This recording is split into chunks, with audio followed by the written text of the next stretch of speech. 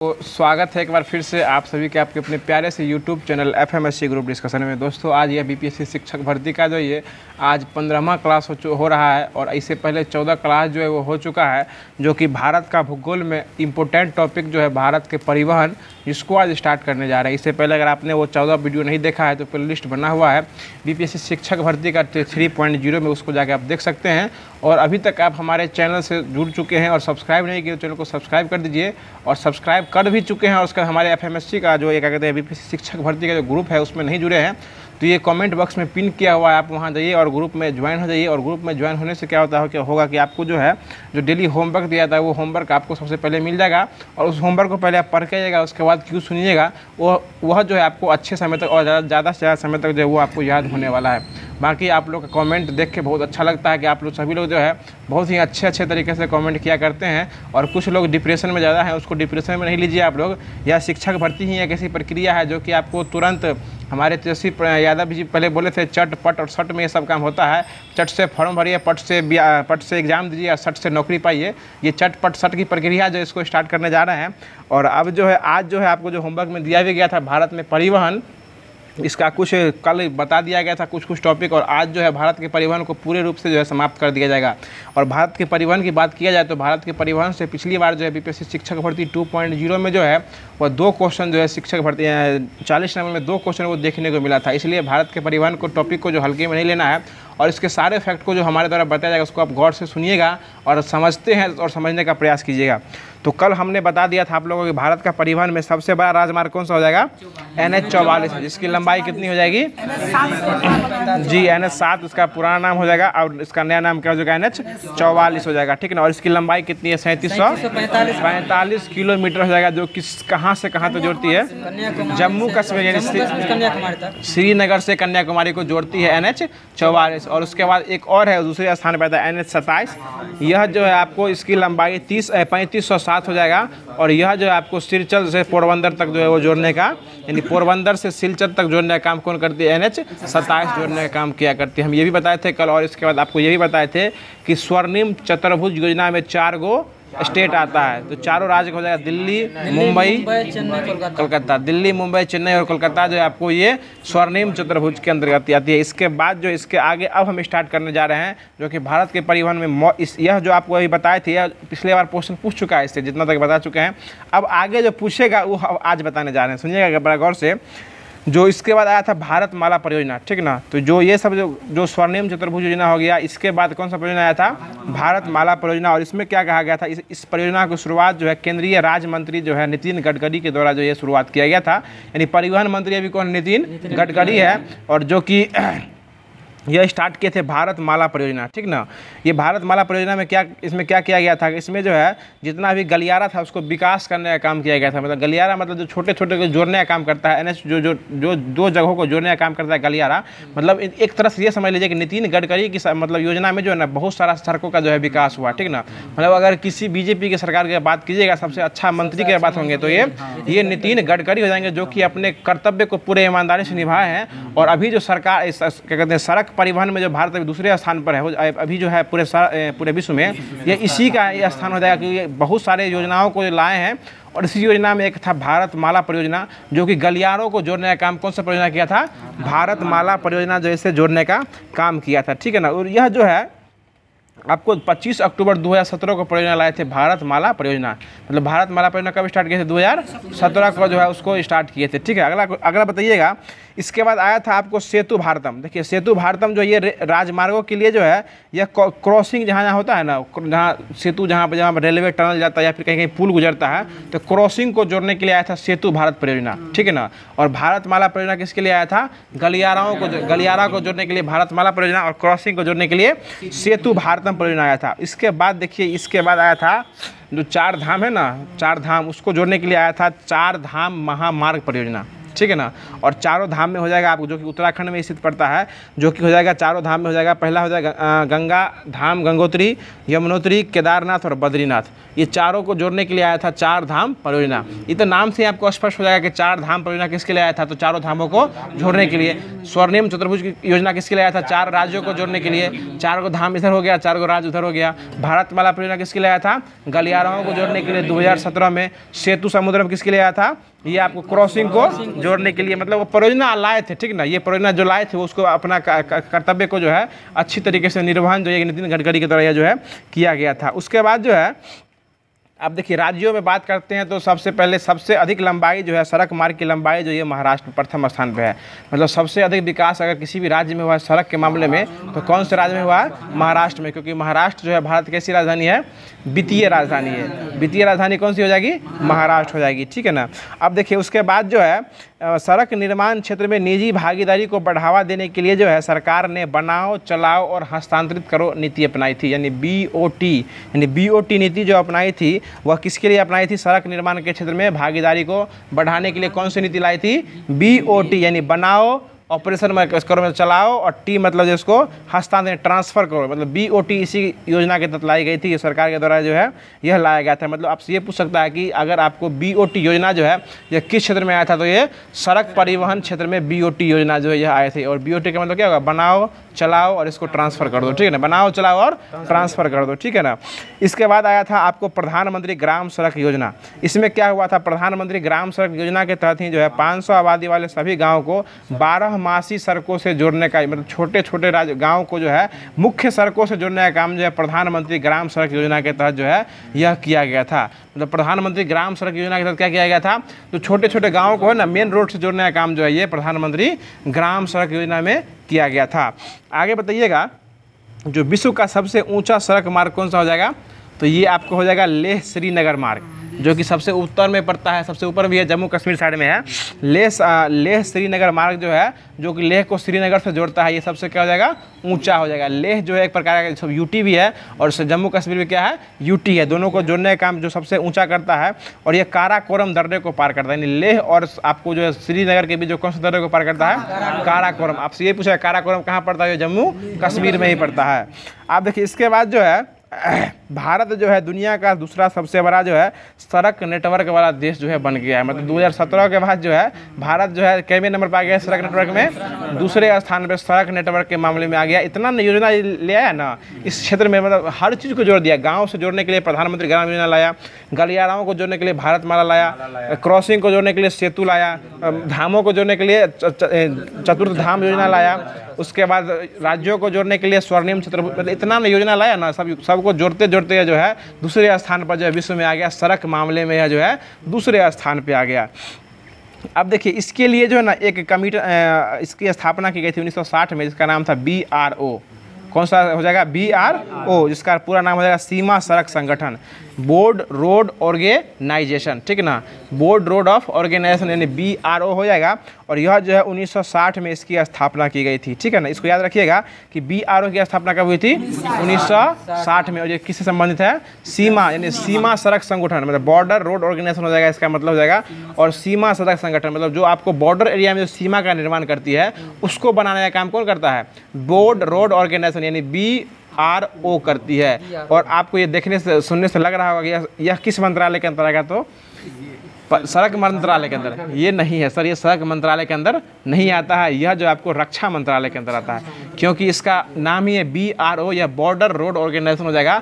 और यह रोड बनाती है किसके, जहाँ पे बॉर्डर होती है ना, बॉर्डर एरिया में मतलब बॉर्डर एरिया में रोड बनाने का काम कौन करती है, ये आपको BRO करती है ना। और BRO किसके अंदर आ जाएगा, रक्षा मंत्रालय के अंदर। ये आपको फंसाने के लिए बता देगा, इसलिए बोल दिया मैंने BRO। यह जो है बनाती है, सड़क ही बनाती है, लेकिन किस मंत्रालय के अंदर आएगा, तो हो जाएगा रक्षा मंत्रालय के अंदर, क्योंकि यह जो है बॉर्डर एरिया की सड़क जो है वो बनाती है। और इसकी स्थापना कब हुई थी, 1960 में। ये फेमस क्वेश्चन है, ये फंसाता है कि BRO किस मंत्रालय के अंदर आता है। और BRO दे के आपको ब्रैकेट में उसका फुल फॉर्म भी दे देगा, बॉर्डर रोड ऑर्गेनाइजेशन। और जैसे आप देखिएगा रोड देखिएगा, सड़क और परिवहन मंत्रालय में आप टिक मार दीजिएगा, जो कि गलत हो जाएगा। यह आपको रक्षा मंत्रालय के अंदर आता है, ठीक है ना। अब जो है इसके बाद हम स्टार्ट करते हैं रेल परिवहन। सड़क परिवहन को खत्म करते हैं, खत्म हो गया सड़क परिवहन। अब आता है कौन सा परिवहन? रेल परिवहन। देखिए रेल जो है भारतीय रेल एशिया की दूसरी सबसे बड़ी नेटवर्क हो चुकी है। यह जो है एशिया की दूसरी सबसे नेटवर्क हो चुकी है, रेलवे हो चुकी है। और यह जो है विश्व की चौथी सबसे बड़ी, यानी एशिया की दूसरी और विश्व की चौथी सबसे बड़ी नेटवर्क कौन सी हो गई है? रेल हो गई है, ठीक है ना। ये पहले स्थान पे यूएसए है, दूसरे स्थान पे चीन है, तीसरे स्थान पे रूस है और चौथे स्थान पे भारत आ गया है। मतलब पहला यूएसए, चीन, रूस और उसके बाद भारत आ गया है, ठीक है ना। अब देखिए उसके बाद हो जाएगा जो पहले उसके बाद एशिया में कितने स्थान पे है? दूसरे स्थान पे। तो पहले स्थान पे कौन हो जाएगा? चीन हो जाएगा और दूसरे स्थान पे भारत हो जाएगा, ठीक है ना। अब देखिए उसके बाद जो है भारत का सबसे बड़ा नियोक्ता कौन हो जाएगा? तो वो रेलवे हो जाएगा। मतलब भारत का सबसे बड़ा नियोक्ता कौन हो जाएगा? रेलवे हो जाएगा। भारत वैसे भी रेलवे का बहाली आ ही नहीं रहा है, रेलवे का सबसे बड़ा नियोक्ता हो जाएगा। अब देखिए रेलवे के लाइन के बीच जो है ना, देश में 3 प्रकार की लाइनें चली गई थी, जिसमें कुछ पटरी की लाइनें होती है, उसकी चौड़ाई का भी पूछ देता है। तो बड़ी लाइन, छोटी लाइन, और बड़ी लाइन मीटर गेज और नैरो गेज। तो बड़ी लाइन के बीच जो होती है ना, 2 पटरियों के बीच 1.6 मीटर की गैप रहती है, ठीक है ना।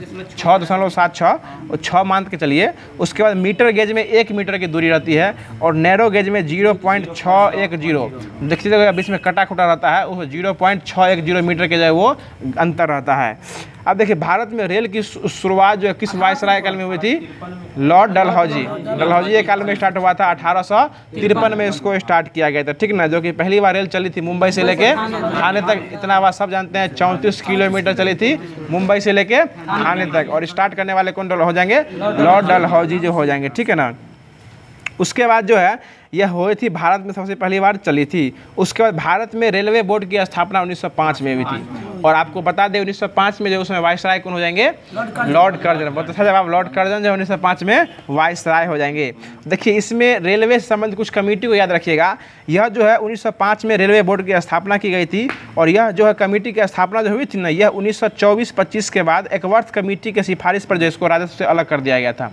यानी 1924-25 में रेलवे को जो है राजस्व कमेटी से अलग कर दिया था। किस कमेटी के हिसाब से? एकवर्थ कमेटी। ये क्वेश्चन पूछता है कि किस कमेटी के तहत जो है आपको रेलवे को राजस्व को राजस्व से अलग कर दिया गया था? तो कौन कमेटी हो जाएगी? एकवर्थ कमेटी से इसको अलग कर दिया गया था। और इसको जो है 2017 में फिर रेलवे बजट को केंद्रीय बजट में मिला दिया गया था। अलग कब किया गया था? 1924-25 के बाद जो है एकवर्थ कमेटी के सिफारिश पर जो है सामान्य राजस्व से इसको अलग कर दिया गया था। कमेटी की बात करेगा तो कौन सी कमेटी हो जाएगी? एकवर्थ कमेटी। और इसको फिर 2017 में जो है रेलवे बजट को केंद्रीय बजट में मिला दिया गया था। अब देखिए उसके बाद जो है रेलवे अलग किया था और मिलाने का काम 17 में किया था, ठीक है ना। बजट को आम बजट कर दिया, वही तो आम बजट हुआ ना, वही ना हुआ। सामान्य बजट बोलिए, आम बजट बोलिए उसको। अब देखिए रेलवे प्रशासन की जिम्मेदारी रेलवे बोर्ड पर रहती है। ये सब जानते हैं, रेलवे बोर्ड पर जिम्मेदारी रहती है। और रेलवे बोर्ड जो है भारत में कितने मंडल रेलवे के? 18 गो। रेलवे के 18 गो मंडल हैं, जो कि पहले 9 गो मंडल था। अब जो है सब चीज़ बताएंगे सर, आप लाइन से आते तो रहिए सीरियल वाइज। ये भारत में जो है क्या कहते हैं, रेलवे में कितने मंडल हैं? 18 मंडल है। पहले कितने मंडल थे? 9 गो मंडल थे। और इसमें डिवीजन की बात करेगा तो कितना? 73 गो डिवीजन में इसको जो है बांटा गया है। और प्रत्येक मंडल में एक होते हैं महाप्रबंधक, ठीक है ना। प्रत्येक मंडल में क्या होते हैं? महाप्रबंधक। जिस प्रकार प्रत्येक स्टेशन का एक मास्टर होता है, इसको स्टेशन मास्टर कहते हैं, उसी प्रकार प्रत्येक प्रबंधक का एक महाप्रबंधक होता है, ठीक है ना। प्रत्येक मंडल का एक प्रधान होता है, क्या कहते हैं? महाप्रबंधक कहते हैं। देखिए इसमें ये पूछेगा आपसे कि किस, वैसे तो सब जानते हैं कि 18 गो क्या कहते हैं रेलवे जोन हो जाएगा और एक डिवीजन क्या है? 73 गो डिवीजन हो गया। लेकिन इसमें ये पूछता है क्वेश्चन आपको, किस डिवीजन का मुख्यालय कहाँ पड़ता है? तो आपको अगर नक्शा अगर माइंड में आ गया भारत का, तो उसको वहाँ बैठाइएगा और उस स्टेट से आप उसको रिलेट कर जाइएगा। तो भारत के उत्तर में पड़ता है नई दिल्ली, पता है। तो उत्तर भारत, उत्तर रेलवे का मुख्यालय क्या हो जाएगा? नई दिल्ली हो जाएगा।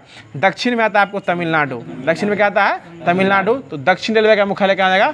तमिलनाडु का चेन्नई हो जाएगा, ठीक है ना। तमिलनाडु का, देखिए इसको ऐसे रट्टा मार के भी याद रख सकते हैं, लेकिन इसको अगर समझ के याद कीजिएगा तो कहाँ पूछ रहा है और किस राज्य में पड़ता है, उससे आप उसका अनुपात जो है वो निकाल सकते हैं। जैसे उत्तर में पड़ता है, नई दिल्ली पड़ता है भारत के उत्तर में, तो उत्तर रेलवे का मुख्यालय क्या हो जाएगा? नई दिल्ली। दक्षिण पड़ता है आपको तमिलनाडु में, दक्षिणी राज्य है ना तमिलनाडु, तो दक्षिण रेलवे का मुख्यालय कहाँ है? चेन्नई हो जाएगा तमिलनाडु के। मध्य रेलवे, देखिए बीच में पड़ता है आपको मुंबई, है ना। तो मध्य रेलवे का मुख्यालय क्या हो जाएगा? मुंबई हो जाएगा, जो कि आपको CST छत्रपति शिवाजी टर्मिनल हो जाएगा मुंबई में।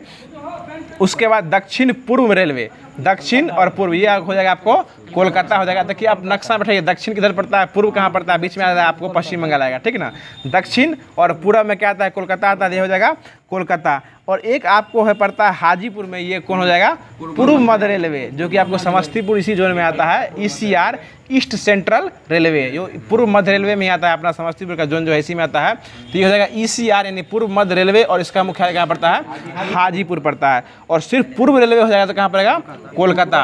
पूर्व हो जाएगा तो कोलकाता, और पूर्व के साथ मध्य लग जाएगा तो क्या हो जाएगा, हाजीपुर हो जाएगा। और सिर्फ मध्य रहेगा तो हो जाएगा मुंबई हो जाएगा, ठीक है ना। पश्चिम भी रहेगा तो मुंबई। हाँ, अगला क्वेश्चन बताइएगा, जो रेलवे मंत्री जो थे ये पीयूष गोयल 2019 में भारतीय रेल में 18 मंडल के रूप में दक्षिणी तटीय रेलवे को सृजन किए थे। मतलब दक्षिणी तटीय रेलवे का सृजन कौन किए थे, पीयूष गोयल के द्वारा जो है किया गया था। अभी जो है आपको रेलवे मंत्री हो जाएंगे अश्वनी वैष्णव।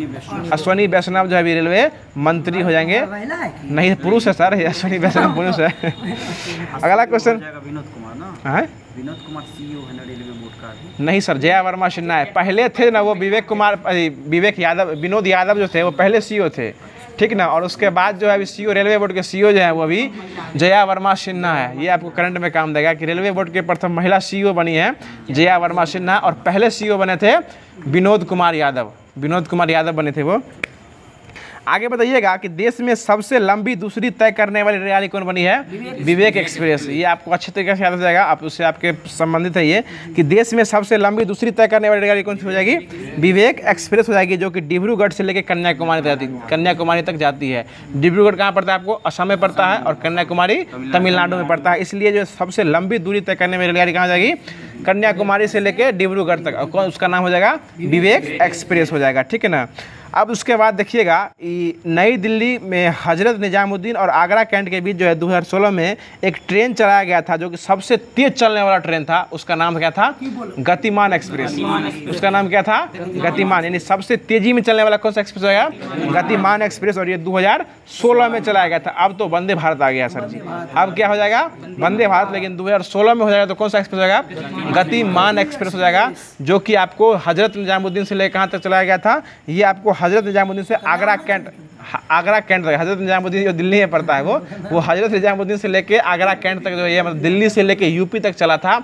वह उसका नाम कौन सा एक्सप्रेस हो जाएगा, गतिमान एक्सप्रेस हो जाएगा। और सबसे लंबी दूरी की बात करेंगे रेलवे में तो क्या हो जाएगा, डिब्रूगढ़ से लेके कन्याकुमारी तक, उसका नाम कौन हो जाएगा, विवेक एक्सप्रेस हो जाएगा। देखिए अच्छा सा क्वेश्चन है, और ये परिवहन क्वेश्चन आपको संभावना फंसने की सबसे ज़्यादा रहती है। जनसंख्या परिवहन। आगे बताइएगा, अगला क्वेश्चन हो जाएगा कि भारत में पहली बार विद्युत ट्रेन जो है ये बीटी से लेकर कुर्ला हावर के बीच चली थी, 3 फरवरी 1925 को चली थी। ये कहाँ से कहाँ तक चली थी उसको याद नहीं भी रखिएगा, लेकिन कब चली थी ये याद रखिएगा कि भारत में पहली बार 3 फरवरी 1925 को ये चली थी विद्युत वाला ट्रेन। यानी रेलवे क्या कहते हैं, बिजली से चलने वाला ट्रेन कब चला था, 1925 में ये चली थी, ठीक है ना। और बिजली से चलने वाली प्रथम सवारी गाड़ी का नाम था डेक्कन क्वीन। डेक्कन क्वीन जो बिजली से पहली चलने वाली सवारी गाड़ी थी उसका नाम क्या था, डेक्कन क्वीन। हो सकते हैं अब आप लोग अपने समस्तीपुर में या बिहार में अब जो है रेलवे वाला चलने लगा है विद्युत वाला, और 1925 में पहली बार जो ट्रेन चली थी सवारी गाड़ी उसका नाम क्या था, डेक्कन क्वीन हो जाएगा, ठीक है ना। और यह भी जो है आपको मुंबई से लेके पुणे के मध्य ही चली थी।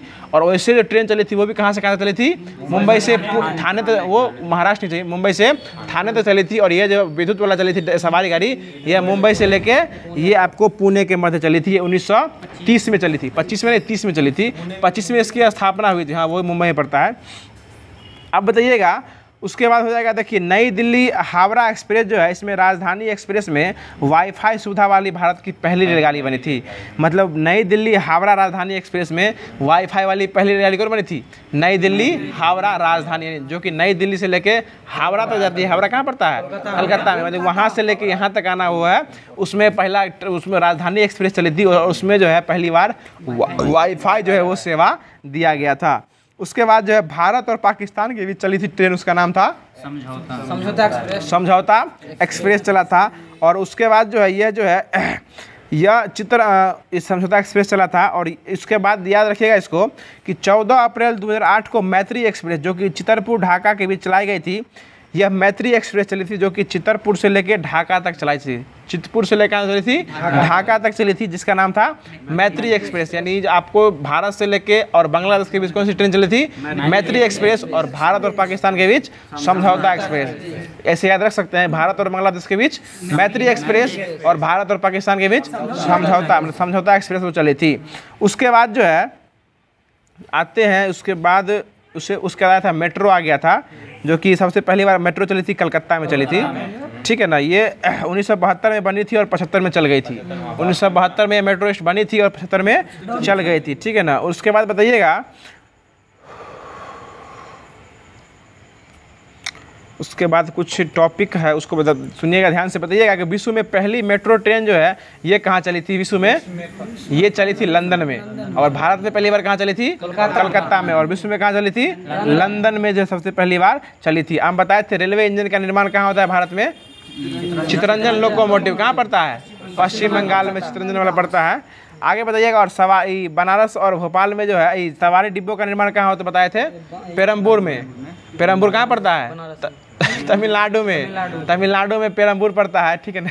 बनारस में सर जी वो जो है ना, आपको बनारस और भोपाल में जो है अब जो है रेलवे का बोगी वहाँ बनता है, ठीक है ना। लेकिन डीजल वाला का वहाँ बनता है, लेकिन पहले जो बना था ना वो रेलवे इंजन बना था, वो आपको बना था चितरंजन लोकोमोटिव में बना था। और सवारी डिब्बे का जो निर्माण होता है वो पेरम्बूर में हुआ था, ठीक है ना।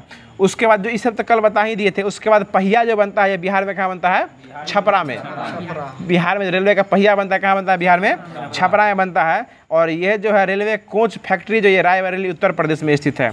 और भारत का प्रथम रेलवे विश्वविद्यालय जो ये कहाँ खुला था? बड़ौदा गुजरात में। यानी रेलवे का विश्वविद्यालय खुला है वो कहाँ खुला है? बड़ौदा के गुजरात में चला है। और उसके बाद ये भी बता दिए थे कि नई दिल्ली और हावड़ा के बीच जो राजधानी एक्सप्रेस चली थी उसमें किसकी सुविधा दी गई थी? वाईफाई की सुविधा। उसी में जो आपको वाईफाई की सुविधा जो है वो दी गई थी। आप देखिए रेलवे का आज लास्ट टॉपिक है, उसको बताए ख़त्म कर देते हैं कि महात्मा गांधी भी रेलवे के बारे में कुछ बोले थे, उसको सुन लीजिए। वो बोले थे कि भारतीय रेलवे ने विधिक संस्कृति के लोगों के साथ एक साथ लाकर भारत को स्वतंत्रता संग्राम में जो है बहुत योगदान दिया है। मतलब महात्मा गांधी के द्वारा यह बोला गया था कि रेलवे जो है भारतीय स्वतंत्रता संग्राम में जो है बहुत पूर्ण योगदान जो है यह दिया है। मतलब रेलवे के बारे में यह भी जो है बोले थे। और उसके बाद जो है एक चीज़ और याद रखिएगा कि भारतीय रेलवे के द्वारा जो है प्रथम बार रेल गीत गाया गया था 2016 में। 2016 में जो है भारतीय रेलवे के द्वारा जो है क्या गाया गया था? प्रथम गीत गाया गया था, और रेल गीत। और वह गीत का नाम हो जाएगा हमें प्यार है भारतीय रेल से। यानी हमें प्यार है भारतीय रेल से। यह प्रथम गीत कब गाया गया था? 2016 में। और यह किससे संबंधित है? भारतीय रेलवे से संबंधित है। और इस गीत को लिखे थे सत्य प्रकाश। गीत को लिखे थे सत्य प्रकाश। देखिए इतना बात आज से पहले हमको नहीं लगता आप जानते होंगे भुट्टू बाबू, नहीं जानते थे। सवाल नहीं उठ रहा ना, आप सवाल उठ जाएगा आपके ऊपर कि सबसे पहले जो गीत लिखा गया था वो गीत का नाम क्या था? हमें प्यार है रेलवे से, ठीक ना। हमें प्यार है रेलवे से। और लिखने वाले कौन हो जाएंगे? सत्य प्रकाश जो है इसको लिखे थे। और गांधी जी इसके बारे में क्या बोले थे रेलवे के बारे में? कि भारतीय राष्ट्रीय आंदोलन में रेलवे का अभूतपूर्व भूमिका इनका हो जाएगा, ठीक है ना। तो ये जो टॉपिक दिया गया था आपको ज्योग्राफी में, भारत के ज्योग्राफी में, भारत के भूगोल में, उसको संपूर्ण रूप से ख़त्म कर दिया गया है। और उम्मीद करते हैं कि 2 से 3 दिन के अंदर जो है आपको ये भारत का ज्योग्राफी जो है, मतलब भारत का भूगोल जो है वो पूरे तरीके से ख़त्म हो जाएगा। क्योंकि इसमें हर एक टॉपिक को बारीकी से समझने और समझाने का प्रयास जो है वो हमारे द्वारा किया जा रहा है। यह आपको कैसा लगता है इसके बारे में ज़रूर कमेंट कीजिएगा। एक बार फिर से इसको रिवीजन कर देते हैं। बाकी उसके बाद महेश बनवाला को सार संग्रह है जो कि NCERT और SCERT बेस है, उसको बताने का प्रयास करेंगे। तो बताइएगा विपिन बाबू, आपके लिए क्वेश्चन हो जाएगा कि भारत में परिवहन में सबसे पहले कौन सी परिवहन हो जाएगी? सड़क परिवहन। हम सब सड़क परिवहन के बताए थे। बताइएगा सबसे लंबी सड़क परिवहन जो है वो कौन सा NH हो जाएगा? NH7 से बना है। हाँ, NH7 से उसका नया नाम हो चुका है NH44। और इसकी लंबाई कितनी हो जाएगी? 3745 किलोमीटर। और यह जो है जम्मू कश्मीर से यानी श्रीनगर से लेके कन्याकुमारी तक जोड़ती है। उसके बाद आएगा NH27 जो कितना है? 3507 किलोमीटर है, जो कि पोरबंदर से लेके सिलचर को जोड़ती है। और यही क्वेश्चन आपको पूछा हुआ था BPSC शिक्षक भर्ती के 2.0 में। उसके बाद बताते हैं आपको भारत माला परियोजना, जो कि भारत माला परियोजना किसको किसको जोड़ती है? गलियारों को। गलियारों को जोड़ने का काम कौन सा परियोजना आई थी? भारत माला परियोजना। हाँ, गले में माला पहनाते हैं, वो भारत माला परियोजना आई थी। उसके बाद आपको आया था, उसके बाद हमको बताया था स्वर्णिम चतुर्भुज योजना। तो स्वर्णिम चतुर्भुज योजना में कितने राज्य आते हैं? 4 गो राज्य आते हैं। कौन कौन हो जाएंगे? दिल्ली, कलकत्ता, मुंबई और कोलकाता, चेन्नई। हो गया, वही हुआ, हो जाएगा दिल्ली, मुंबई, कलकत्ता और चेन्नई हो जाएगा। ये स्वर्णिम चतुर्भुज में आते हैं। उसके बाद हमको बताए थे, आपको क्या आया था? सेतु भारतम। ये सेतु भारत किसके लिए आया था? ये आपको क्रॉसिंग को जोड़ने के लिए, क्रॉसिंग को जोड़ने के लिए कौन सा परियोजना आया था? सेतु भारतम आया था। और उसके बाद जो आया था 4 धाम महामार्ग। तो 4 धाम जो आई थी, ये आपको चारों धामों को जोड़ने के लिए, जो कि उत्तराखंड में 4 धाम स्थित है शक्तिपीठ के रूप में, उसको जोड़ने के लिए 4 धाम परियोजना आई थी। उसके बाद हमने आपको बताया था कि रेलवे को बढ़ावा देने के लिए एक कंपनी स्टार्ट किया गया, जिसका नाम क्या था? BOT, बनाओ, बताइए, बनाओ, चलाओ और ट्रांसफ़र कर दो। BOT किस संबंधित है? ये सड़क परिवहन से संबंधित है।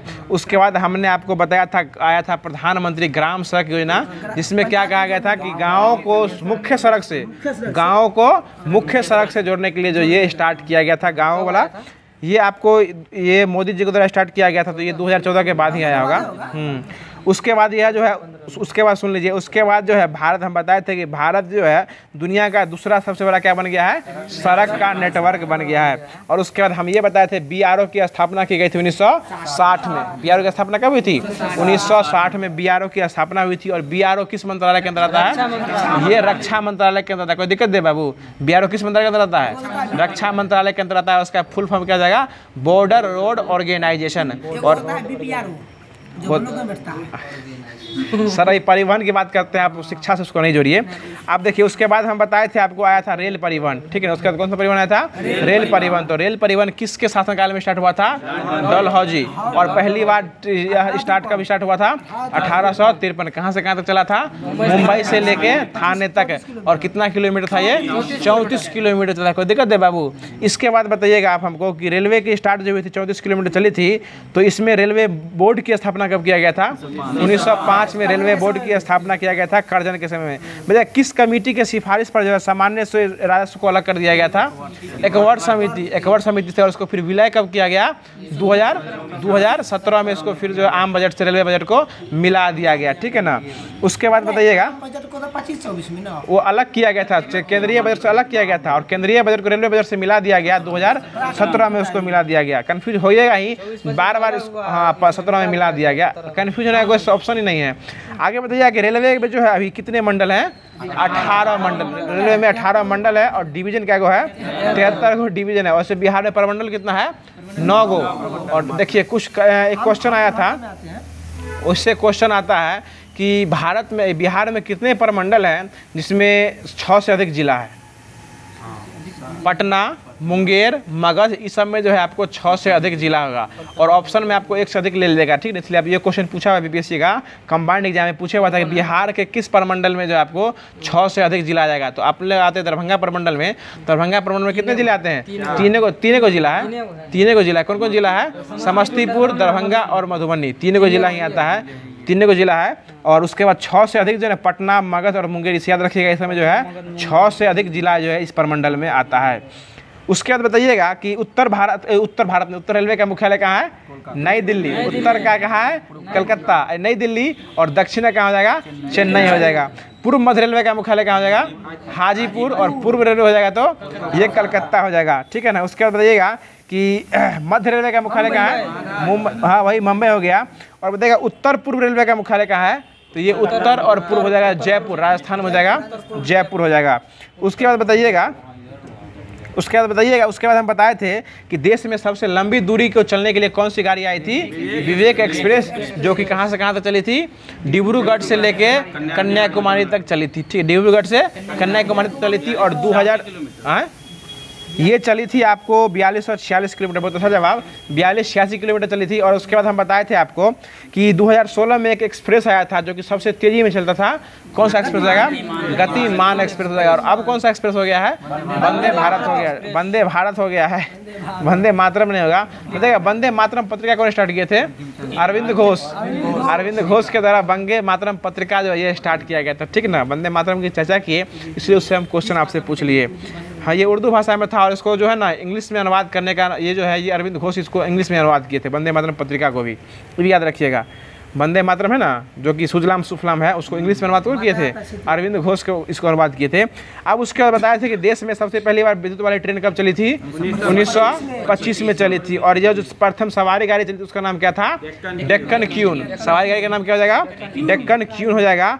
उसके बाद बताइएगा कि पहली ट्रेन कहाँ से कहाँ तक चली थी इसमें वाईफाई लगा हुआ था? राजधानी एक्सप्रेस दिल्ली से लेके हावड़ा तक चली थी, जिसमें क्या रखा गया था? उस वाईफाई की सुविधा जो है वो दी गई थी। बताइएगा भारत और बांग्लादेश के बीच कौन सा एक्सप्रेस चला था? मैत्री एक्सप्रेस। और भारत और पाकिस्तान के बीच समझौता एक्सप्रेस चला था। ठीक है, बताइएगा भारत में पहली बार मेट्रो कहाँ चली थी? कलकत्ता में। कब चली थी? 1975 में चली थी। 1975 में चली थी। और उससे पहले चली थी 1963 में चली थी। आपको ये ब्रिटेन की राजधानी लंदन में चली थी, जो कि देश में पहली बार मेट्रो कहाँ चली थी?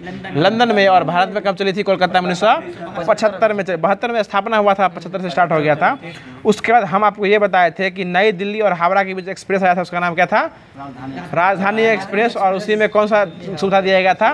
वाईफाई की सुविधा जो है उसी में दिया गया था। बताइएगा रेलवे का पहिया जो है बिहार में किस जिला में बनता है? छपरा में बनता है। और उसके बाद इंजन कहाँ बनता है? चित्ररंजन लोकोमोटिव में बनता है। और उसके बाद जो रेलवे सवारी गाड़ी का डिब्बा कहाँ बनता है? तो ये पेरम्बूर में बनता है। कहाँ बनता है? पेरम्बूर। ठीक है, उसके बाद बताए थे कि भारतीय रेलवे के द्वारा जो है 5 अगस्त 2016 को जो है प्रथम गीत लॉन्च किया गया था, उसका नाम क्या था? हमें भारत से प्यार है। हमें ठीक है, हमें प्यार है भारतीय रेल से हो जाएगा। और उसको लिखे कौन थे? सत्य प्रकाश। इसको कौन लिखे थे?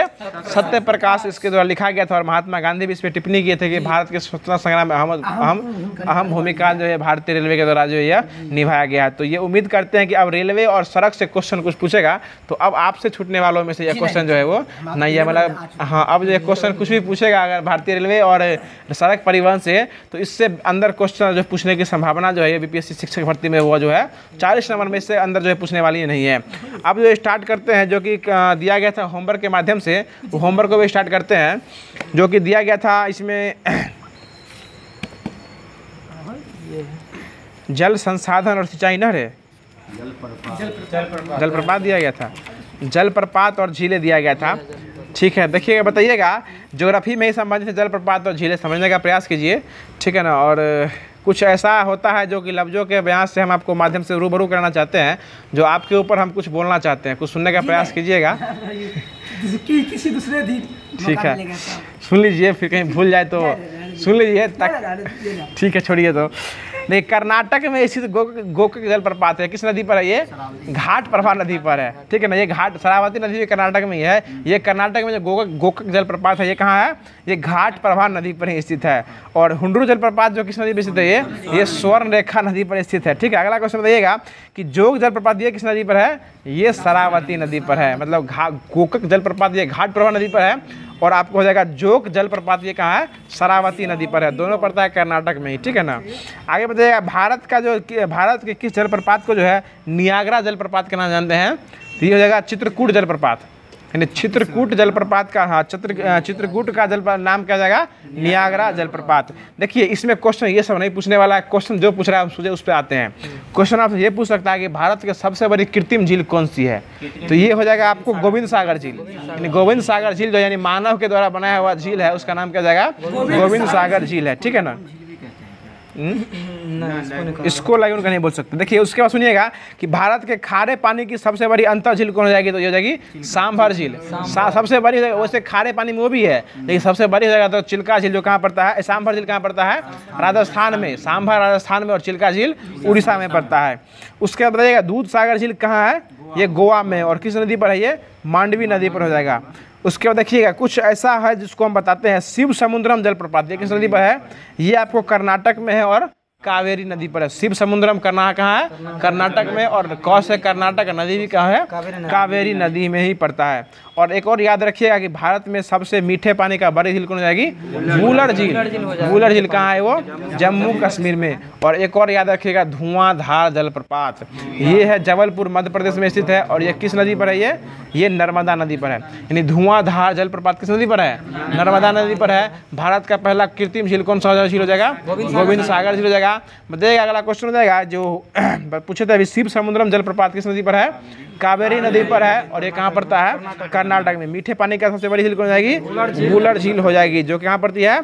जम्मू कश्मीर में जो है ये वुलर झील पड़ती है। अब उसके बाद जो है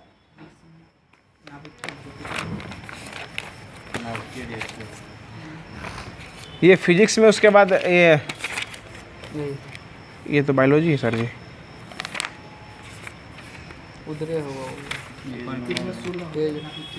पेज नंबर 16 नाभिकीय भौतिकी दिया गया था, जो कि फिजिक्स का हो जाएगा। तो बताइएगा कि नाभिकीय रिएक्टर में भारी जल का प्रयोग क्यों किया जाता है? न्यूट्रॉन की गति को कम करने के लिए। मतलब इसमें स्नेहक में मंदक का रूप किया था DTO को, किसके रूप में? स्नेहक में मंदक का रूप, क्या कहते हैं उल्टा हुआ। नाभिकीय रिएक्टर में मंदक के रूप में उपयोग किया जाता है, भारी जल का उपयोग किया जाता है। और यह क्यों किया जाता है? उसको गति को कम करने के लिए किया जाता है। आगे बताइएगा कि तारों में जो अक्षय ऊर्जा होती है उसमें क्या कारण होता है? हाइड्रोजन का हीलियम में परिवर्तन।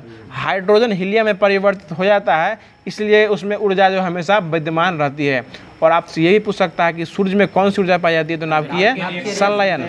नाभिकीय संलयन, और नाभिकीय संलयन जो सूर्य में होती है, सूर्य तारा में, वो हाइड्रोजन और हीलियम का ही होता है। हाइड्रोजन और हीलियम का ही होता है। और वो कौन सी अभिक्रिया होती है?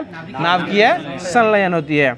उसके बाद बताइएगा कि उसके बाद हो जाएगा कि कोबाल्ट 60 का प्रयोग जो है वह किस चिकित्सा में किया जाता है? वो कैंसर के चिकित्सा में किया जाता है। और उसमें किस रे का उपयोग किया जाता है? वो उसमें गामा किरण का उपयोग किया जाता है। कोबाल्ट 60 में गामा किरण का उपयोग किया जाता है, ये भी याद रखिएगा। आगे बताइएगा, भारत में अणु बम का विकास कौन किए थे? राजा रमना। अणु बम का आविष्कार कौन किए थे? राजा रमना। और परमाणु बम का खोज कौन किए थे? ऑटो हन। ओपेनहाइमर किए थे परमाणु बम का, ओपेनहाइमर किए थे परमाणु बम का। और हाइड्रोजन बम का किए थे एडवर्ड टेलर। एडवर्ड टेलर जो हाइड्रोजन बम का किए थे। देखिए इससे 2 क्वेश्चन आपको याद कराते हैं परमाणु बम से। परमाणु बम के आविष्कारक जनक हो जाएंगे आपको ओपेनहाइमर। भारत में कौन हो जाएंगे? ओपेनहाइमर हो जाएंगे। और ओपेनहाइमर फिल्म भी निकाले हैं, जो ओपेनहाइमर फिल्म को जो है 96 क्रम का ऑस्कर अवार्ड दिया गया 2024 में। यानी 96 क्रम का ऑस्कर अवार्ड जो होता है, जो कि पूरे विश्व स्तर का फिल्म जो होता है, उसको दिया जाता है ऑस्कर अवार्ड, ठीक है ना। वो फिल्म के क्षेत्र से संबंधित होता है, किसी भी संगीत को लेकर दिया जाता है या फिर किसी भी अच्छे फिल्म को दिया जाता है जिसका चर्चित पूरे विश्व स्तर पर रहता है। इसलिए वो फिल्म का नाम क्या था? ओपेनहाइमर। और ओपेनहाइमर किसके खोज करता थे? वो परमाणु बम के हो जाएंगे। और ओपेनहाइमर को ही दिया गया कौन सा पुरस्कार? 96 क्रम का ऑस्कर अवार्ड। क्रम याद रखिएगा, 96 क्रम का ऑस्कर अवार्ड अभी तक दिया, मतलब 96 को ऑस्कर जो अभी तक जो है वो दिया जा चुका है। उसके बाद बताइएगा कि भारत का परमाणु संयंत्र जो है वो कहाँ स्थित है? तारापुर कहाँ स्थित है? महाराष्ट्र में स्थित हो जाएगा, ठीक है। आगे बताइएगा तारापुर कहाँ स्थित है? ये महाराष्ट्र में स्थित है। बताइएगा कि रावत भाटा कहाँ स्थित है? ये राजस्थान में। रावत भाटा कहाँ स्थित है? राजस्थान में स्थित है। उसके बाद नरौरा कहाँ है? नरौरा ये उत्तर प्रदेश में हो जाएगा। कलपक्कम कहाँ है? तमिलनाडु में। ये सब परमाणु ऊर्जा का केंद्र हो जाएगा। कैगा कहाँ है? कैगा कर्नाटक। कैगा कहाँ हो जाएगा? कर्नाटक। और कुंडलकुलम जो है ना वो हो जाएगा तमिलनाडु। कुंडलकुलम कहाँ हो जाएगा? तमिलनाडु। कैगा कहाँ पड़ता है? कर्नाटक में हो जाएगा। उसके बाद नरौरा उत्तर प्रदेश। रावत भाटा कहाँ पड़ता है? राजस्थान हो जाएगा। और तारापुर कहाँ पड़ता है? महाराष्ट्र में पड़ता है। अब इसके बाद जो है ये स्टार्ट करते हैं, ये बायोलॉजी था ना, बायोलॉजी। तो इससे तो ट्रिक पर ही काम बन जाएगा। बताइएगा, हम बताए थे कि प्रोटोजोआ से होने वाले रोगों को याद रखने का ट्रिक क्या था? पापा काम पे सो गया है, बताए थे ना, पापा काम पे सो गया। तो इसमें मौत से होगा मलेरिया। और मलेरिया किससे होता है? ये जीवाणु नहीं, ये प्रोटोजोआ से होता है। मलेरिया जो है ना परजीवी से होता है, ये प्लाज्मोडियम परजीवी होता है। और ये प्रोटोजोआ से ही होता है। काला ज्वर किससे होता है? ये काला जब बालू मक्खी काटने से होता है। और यह भी प्रोटोजोआ से ही होता है, ठीक है ना। पापा काम पे सो गया, तो का से काला ज्वर हो जाएगा, मौ से मलेरिया। काम में जो होता है ना, काम में, तो का से क्या जाएगा? काला ज्वर, मौ से मलेरिया। इसको ऐसे देखिए, उसे याद रखने का बहुत लंबा हो जाएगा, लेकिन हम तीनों का चीज़ का ट्रिक बता दिए थे कि जीवाणु से याद रखने का ट्रिक हो जाएगा। छोटे क्या कहते हैं, पंडित जी का ट्रिक न्यू है। और आपको वायरस से होने वाले रोग को, बीमारी को नाम बताए थे, छोटे DM का खास चैप्टर। और हो जाएगा प्रोटोजोआ से होने वाले रोगों का नाम हो जाएगा पापा काम पे सो गया, ठीक है ना। सो से हो जाएगा सोने की बीमारी, जो किससे होता है? प्रोटोजोआ से ही होता है, ठीक है ना। उसके बाद बताए थे का से हो जाएगा काला ज्वर, मौ से हो जाएगा मलेरिया। आगे बताइएगा पा में पा होता है ना, पा, तो पायरिया होता है, ठीक है ना। पायरिया किस में होता है? दांतों में होता है। और यह भी किससे होता है? प्रोटोजोआ से ही होता है। इसको ऐसे याद रखिएगा तो जल्दी भूलिएगा नहीं और एग्जाम में कन्फ्यूज नहीं होइएगा। आगे बताइएगा कि गेहूं में जो काला टिक्का रोग होता है, काला टिक्का रोग किस में होता है? गेहूं में होता है। और मूंगफली में भी कौन सा रोग होता है? टिक्का रोग होता है। काला टिक्का गेहूं में और सिर्फ टिक्का रोग मूंगफली में होता है। आगे बताइएगा कि टुंड रोग जो होता है किस में होता है? ये टुंड रोग ये गेहूं में होता है, टुंड रोग। बताइएगा कि लिटिल लीफ रोग किस में होता है? ये आम में। आम में जो है लिटिल लीफ होता है, मतलब उसकी पत्तियां छोटी हो जाती है। आगे बताइए खैरा रोग किस में होता है? धान में होता है, जस्ता की कमी से होता है। उसके बाद बताइएगा कि फूल गोभी में ब्राउनिंग रोग होता है, या किसकी कमी से होता है? ब्राउनिंग बोरोन की कमी से होता है। फूल गोभी में ब्राउनिंग जो होता है वो बोरोन की कमी से हो जाएगा। आगे बताइएगा अगला क्वेश्चन हो जाएगा कि नींबू में लिटिल लीफ रोग होता है। नींबू में लिटिल लीफ रोग यह किससे होता है? ये होता है आपको कॉपर की कमी से। नींबू में क्या रोग भी होता है? वो जीवाणु से होता है। और ये कमी की बात करेगा तो होता है लिटिल लीफ रोग, ये आपको नींबू में होता है। ये होता है आपको कॉपर की कमी से होता है। तो ये होमवर्क के माध्यम से जो दिया गया है इसको पूरा करा दिया गया है। अब करंट अफेयर की दुनिया में एक बार फिर से कदम रखते हैं। और इसमें दिया गया था आपको, कहाँ दिया गया था? 11 से 10 जनवरी से 11 जनवरी से लेके और 20 जनवरी तक दिया गया था ना। उसको बताने का प्रयास जो अभी कर रहे हैं। बाकी करंट अफेयर को पकड़ पाना उतना आसान नहीं रहता है। बाकी जो होमवर्क दिया था उसको पूरे अच्छे तरीके से पढ़ के आइएगा और उसके बाद क्यों सुनिएगा तो आपको जो है बहुत ही अच्छा लगने वाला है। तो बताइएगा कि हम कल बताए थे कि रेड आंट की चटनी का जीआई टैग किसे मिला है? उड़ीसा को मिला है। और कदियाल सारे का जीआई टैग ये पश्चिम बंगाल को दिया गया, ठीक है ना। और साल का जीआई टैग किसे मिला है? ये भी आपको उड़ीसा को दिया गया है। अब इसके आगे बढ़ते हैं। आगे बताइएगा कि 2024 में किस बैंक ने सरकारी कर्मचारियों को सम्मान के लिए रुपए क्रेडिट कार्ड लॉन्च किया है? तो ये IndusInd bank IndusInd bank IndusInd bank होता है ना, इंडसलैंड बैंक, उसी का नाम है इंडसइंड बैंक। यह जो सर प्राइवेट बैंक ही है, वो रुपए क्रेडिट कार्ड जो है वो अपने इसमें लॉन्च किया है, ठीक है। आगे बताइएगा अगला क्वेश्चन हो जाएगा जो किसके द्वारा विकसित असॉल्ट राइफल उग्रम को लॉन्च किया गया है? तो ये डीआरडीओ के द्वारा लॉन्च किया गया है। किसको लॉन्च किया गया? ये उग्रम। डीआरडीओ कौन सा लॉन्च किया है? उग्रम। यानी आपसे क्वेश्चन ये पूछेगा कि उग्रम को लॉन्च किया है तो ये डीआरडीओ लॉन्च किया है, ठीक है ना। अगला क्वेश्चन बताइएगा। देखिए क्वेश्चन कुछ इस प्रकार से है, इसको अच्छे से समझने का प्रयास कीजिएगा तो और आपको अच्छे समझ में आएगा। देखिए बेसन के लड्डू को जीआई टैग मिला है, ये अयोध्या को मिला है। यानी बेसन के लड्डू को जीआई टैग किसे मिला है? अयोध्या को ही मिला है। उसके बाद देखिएगा, उसके बाद बताइएगा कि कौन सा राज्य सरकार जो है ये रामलला को दर्शन करने के लिए योजना लाई है? तो ये छत्तीसगढ़ है। छत्तीसगढ़ जो सरकार है कि वो अयोध्या तीर्थ यात्रा करने के लिए रामलला दर्शन योजना स्टार्ट किया है, जिसमें कहा गया कि जितने भी बूढ़ बुजुर्ग लोग हैं उसको जो है आपको पहले मतलब फ्री मुफ्त से जो है पहले उसको प्राथमिकता दिया जाएगा और उसको पहले क्या किया जाएगा? रामलला का दर्शन जो है वो कराया जाएगा। और ये घोषणा कौन सी सरकार की है? छत्तीसगढ़ सरकार की है। उसके बाद बताइएगा कि घुड़सवारी में अर्जुन अवार्ड पाने वाली प्रथम भारतीय महिला कौन हो जाएगी? ये दिव्य कीर्ति सिंह हो जाएंगी, दिव्य कीर्ति सिंह। और इनको अर्जुन अवार्ड भी मिल चुका है, ये भी याद रखिएगा, अर्जुन अवार्ड भी इनको जो है मिल चुका है। उसके बाद बताइएगा अगला क्वेश्चन हो जाएगा कि भारत का सबसे प्रदूषित शहर कौन सा बन गया है? हाँ, ये बर्नी हॉट बना है। ये बर्नी हॉट जो है ये प्रदूषित शहर बन गया है। ये बिहार में बेगूसराय हो जाएगा, शहर की बात इसमें नहीं दिए हुए हैं। आगे अगला क्वेश्चन हो जाएगा जो कि द्वीप में हुए पहले बीच गेम्स का चैंपियन कौन सा राज्य बना है? तो ये मध्य प्रदेश बना है। द्वीप में घोघला बीच द्वीप में उसका आयोजन हुआ है, घोघला बीच में। और इसमें पहला स्थान पर कौन सा राज्य आया है? मध्य प्रदेश। देखिए हम 4 गो गेम का चर्चा करते हैं, वो चारों गेम को आज आप याद कर लीजिए कंठस्थ रूप से। जिस प्रकार आपको हम सियाचिन में बताए थे कि कैप्टन शिवा चौहान जो है या कैप्टन के रूप में सियाचिन में तैनात हुई थी, और उसके बाद आपको कैप्टन के रूप में जो क्या कहते हैं चिकित्सा अधिकारी तैनात हुई थी, वो गीतिका कौल हुई थी। और सियाचिन में अगर ऑपरेशन पोस्ट लग जाएगा तो उसमें हुई थी फातिमा वसीम जो कि चिकित्सा अधिकारी थी। जिस प्रकार ये 3 को बताए थे उसी प्रकार आज फिर 3 को बता रहे हैं जो कि गेम्स से संबंधित है, और तीनों को याद रखिएगा, ठीक है ना। देखिए पहला हुआ था आपको यूनिवर्सिटी गेम। यूनिवर्सिटी गेम आपको हुआ है असम के गुवाहाटी में हुआ है, और इसमें प्रथम स्थान पे आया है चंडीगढ़ यूनिवर्सिटी। यानी यूनिवर्सिटी गेम में प्रथम स्थान पे कौन सा राज्य आया है? चंडीगढ़ यूनिवर्सिटी आया था। उसके बाद आपको आया यूथ गेम, खेलो इंडिया, सब खेलो इंडिया है। खेलो इंडिया यूनिवर्सिटी गेम, खेलो इंडिया यूथ गेम, खेलो इंडिया पैरा गेम, ठीक है ना। ये तीनों जो है खेलो इंडिया इसका टाइटल है, ठीक ना। और ये यूनिवर्सिटी यूथ और पैरा इसको याद रखिएगा। तो ये हो गया आपको यूनिवर्सिटी गेम जो हो जाएगा, ये इसमें प्रथम स्थान पे कौन सा आया है, कौन, चंडीगढ़ यूनिवर्सिटी आया, और ये हुआ कहाँ आपको, गुवाहाटी में हुआ है। दूसरा आता है खेलो इंडिया यूथ गेम। खेलो इंडिया यूथ गेम जो है आपको हुआ है तमिलनाडु में हुआ है, और इसमें प्रथम स्थान पे कौन सा राज्य आया है, ये प्रथम स्थान पे महाराष्ट्र आया है, ठीक है ना। खेलो इंडिया यूथ गेम में कौन सा राज्य आया है, महाराष्ट्र आया है, और यूनिवर्सिटी में चंडीगढ़ यूनिवर्सिटी है, तो चंडीगढ़ यूनिवर्सिटी हो गया। अब उसके बाद खेलो इंडिया पैरा गेम, खेलो इंडिया पैरा गेम, इसमें ये प्रथम स्थान पे कौन सा राज्य आया है, इसका हरियाणा, इसमें प्रथम स्थान पे हरियाणा आया है, और यह जो है आपको खेला गया है नई दिल्ली में खेला गया है, ठीक है ना। तीनों याद हो गया ना। पहला खेलो इंडिया यूथ गेम, ये कहाँ हुआ था यूथ गेम हुआ है तमिलनाडु में, और प्रथम स्थान पे कौन सा आया है, महाराष्ट्र आया है। दूसरे स्थान पे हमको बताया था खेलो इंडिया यूनिवर्सिटी गेम, इसमें प्रथम स्थान पे चंडीगढ़ यूनिवर्सिटी हो गया है।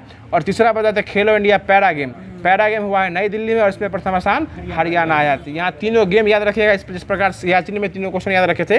ठीक उसी प्रकार करंट में तीनों गेम जो है आपको, ये आपको हाल ही में 2024 में हुआ है, और ये गेम से क्वेश्चन पूछने की संभावना ज़्यादा रहती है। और इससे IPL के बारे में कल चर्चा कर ही दिए थे कि IPL 24 कौन जीता है, कलकत्ता जीता है, किसको हरा के, हैदराबाद को हरा के जीता है। आगे बताइएगा, अगला क्वेश्चन हो जाएगा, जो भारत का पहला केंद्रीय वित्त पोषित गाय अभ्यारण्य कहाँ बनाया जाएगा, गाय अभ्यारण्य, ये मुजफ्फरनगर उत्तर प्रदेश में पड़ता है, मुजफ्फरनगर, वहाँ कौन सा अभ्यारण्य बनाया जाएगा, गाय अभ्यारण्य हो जाएगा, ठीक है ना। आगे बताइएगा, अगला क्वेश्चन हो जाएगा कि भारत के नंबर 1 शतरंज खिलाड़ी कौन बन गए हैं, आर प्रज्ञानंद जो है सबसे अच्छे खिलाड़ी बन चुके हैं, आर प्रज्ञानंद, और ये आपसे भी छोटे उम्र के हैं। ये आर प्रज्ञानंद जो है ये आपसे भी छोटे उम्र के, और ये किस राज्य से संबंधित है, ये तमिलनाडु से संबंधित है, ठीक है ना। ये बच्चे में भी युवा हैं, ठीक है ना। और ये जो है हाल ही में भारत के शतरंज के नंबर 1 खिलाड़ी बन चुके हैं। अगला क्वेश्चन बताइएगा, जो सबसे मूल्यवान PSU कंपनी कौन सी कंपनी बन गई 2024 में, तो ये LIC PSU जो है वो आपको क्षेत्र में आ जाएगा, एग्जाम के क्षेत्र में TSCS हो जाएगा, लेकिन PSU हो जाएगा। इसमें सबसे अच्छी कंपनी कौन सी हो गई है, LIC हो गई, और LIC की स्थापना कब हुई थी, 1956 में हुई थी। बहुत अच्छा जवाब। आगे बताइएगा कि उसके बाद वैश्विक सूची में दूसरे सबसे मूल्यवान में IT कंपनी की दर्जा हो जाएगा, तब हो जाएगा आपको TCS, और PSU में हो जाएगा कौन सी कंपनी, LIC हो जाएगी, और IT सेक्टर में हो जाएगा दूसरी कंपनी कौन हो जाएगी, TCS जो है वो हो जाएगी। और उसके बाद T20 में सबसे ज़्यादा शतक लगाने वाले बल्लेबाज कौन हो जाएंगे, देखिए इसमें दोनों में फंसिएगा, बताते हैं कैसे फंसिएगा। अगर आपको T20 अंतर्राष्ट्रीय जब लग जाएगा तो हो जाएंगे आपको रोहित शर्मा। अंतर्राष्ट्रीय रूप में T20 में सबसे ज़्यादा शतक मारने वाले कौन है, रोहित शर्मा है। और राष्ट्रीय अगर देश के अंदर खेला होता है, जिसको IPL कहते हैं, जो कि IPL में सबसे ज़्यादा शतक मारने वाले कौन हो जाएंगे, विराट कोहली हो जाएंगे, ठीक है ना। उसके बाद कच्ची खरेक का GI टैग जो मिला है, किस राज्य को मिला है, गुजरात को मिला है। कच्ची खरेक का GI टैग गुजरात को मिला है। उसके बाद महतारी बंदना योजना, ये कहाँ स्टार्ट किया गया है, छत्तीसगढ़, यानी महतारी बंदना योजना किस राज्य में स्टार्ट किया गया है, छत्तीसगढ़ में जो इसको स्टार्ट किया गया है। और एक और बात याद रख लीजिए कि दुनिया का सबसे मूल्यवान रुपया का वैल्यू जो है, यह कहाँ के रुपया का है, कुवैत का। कुवैत की रुपया का नाम है कुवैती दिनार। कुवैत की राजधानी हो जाएगी कुवैत सिटी, और वहाँ की मुद्रा का नाम हो जाएगा कुवैती दिनार। देखिए कुछ इसमें तो वैसे बहुत दिया गया है, लेकिन सारा क्वेश्चन को जो इम्पोर्टेंट नज़र से लगता है उसको हमने बताने का प्रयास जो अभी आपको किया है। देखिए इसमें बताए थे कि सबसे अधिक मुद्रा में वैल्यूएबल मुद्रा कौन सा हो जाएगा, कुवैती दिनार हो जाएगा। T20 में सबसे अधिक छक्का लगाने वाला, शतक लगाने वाला कौन हो जाएगा, शतक लगाने वाला अंतर्राष्ट्रीय हो जाएगा तो रोहित शर्मा, और अगर देश के अंदर हो जाएगा तो विराट कोहली हो जाएगा, ठीक है ना। और उसके बाद बताए थे कि भारत का सबसे नंबर 1 शतरंज खिलाड़ी कौन बन गया है, आर प्रज्ञानंद बन गया है। उसके बाद आपको, हाँ आपसे भी छोटा है। और उसके बाद ये बताए थे कि गाय अभ्यारण्य कहाँ खोला गया है, मुजफ्फरनगर उत्तर प्रदेश में खोला गया है। और उसके बाद बताए थे कि T20 मैच में 150 मैच खेलने वाले अंतर्राष्ट्रीय में हो जाएंगे तो वो भी हो जाएंगे, रोहित शर्मा ही हो जाएंगे, ठीक है ना। उसके बाद ये बताया था कि दीव जो हुआ था गेम कहाँ हुआ, ये इसमें प्रथम स्थान पे मध्य प्रदेश आया है। उसके बाद बताया था कि रेड आंट की चटनी का GI टैग उड़ीसा को दिया गया है, कदियाल साड़ी का GI टैग पश्चिम बंगाल कलकत्ता को दिया गया है। और उसके बाद आपको ये बताया था साल का GI टैग ये भी उड़ीसा को दिया गया है। और उसके बाद कच्ची खरेक का GI टैग गुजरात को दिया गया, और महतारी बंदना योजना छत्तीसगढ़ में स्टार्ट किया गया है। तो आज का जो पूरा संपूर्ण टॉपिक जो था, या जो भी होमवर्क दिया गया था उसको संपूर्ण रूप से खत्म कर दिया गया है। बाकी यह क्लास कैसा लगा आपको कमेंट बॉक्स के माध्यम से ज़रूर बताइएगा। अगर आपको क्लास अच्छा लग रहा है तो उसके बारे में भी कमेंट बॉक्स में रिपीट कीजिएगा कि ये क्लास कैसा लग रहा है और इसमें क्या सुधार करना चाहते हैं या करवाना चाहते हैं, आप लोग कमेंट बॉक्स के माध्यम से दीजिएगा।